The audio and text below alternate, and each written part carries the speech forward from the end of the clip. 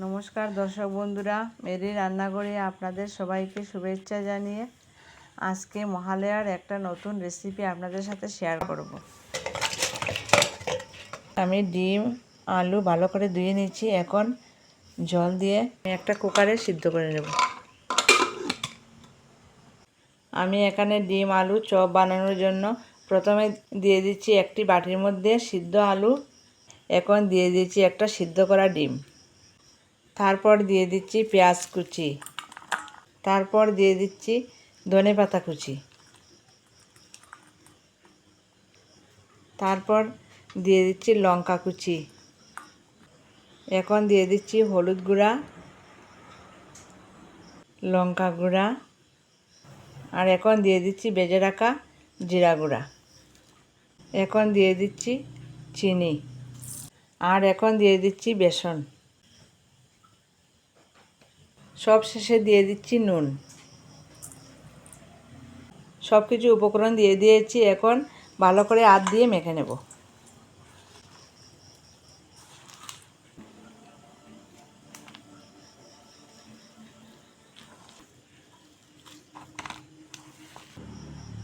ভালো করে মেখে নিয়েছি। ডিম আলু চপ বানানোর জন্য এখন আমি হাত দিয়ে এভাবে লম্বা লম্বা করে রোল বানিয়ে নিচ্ছি।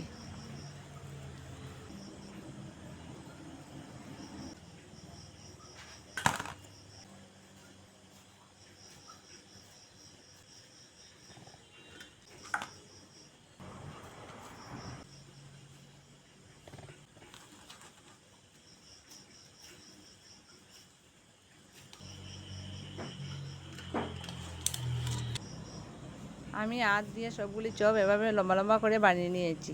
এখন একটা ডিম ফাটিয়ে নেব। একটা বাটির মধ্যে দুটি ডিম ফাটিয়ে নিয়েছি। এখানে ডিমের মধ্যে হলুদ গুঁড়া লঙ্কা গুঁড়া দিয়ে একটা ব্যাটার বানিয়ে নিয়েছি। এখন একটা বাটিতে কিছু সেমাই নিয়ে নেব। এখন হাত দিয়ে সেমাই ভালো করে গুঁড়া করে নেব।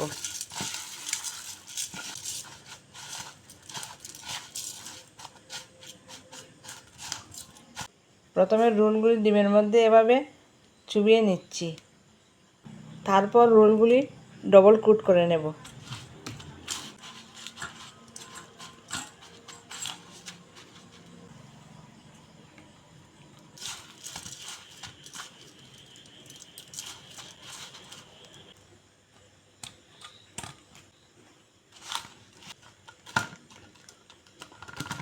আমি সবগুলি চপ এভাবে বানিয়ে নিয়েছি।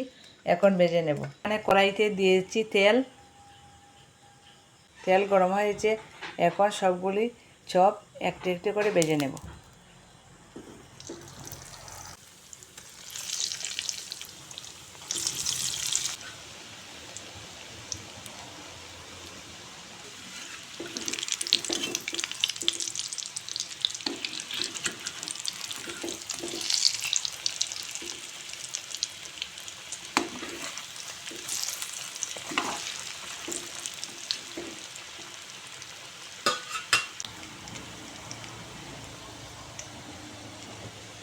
আমি এখানে মুসমুসে করে চপ ভেজে নিয়েছি। এখন তুলে নিচ্ছি।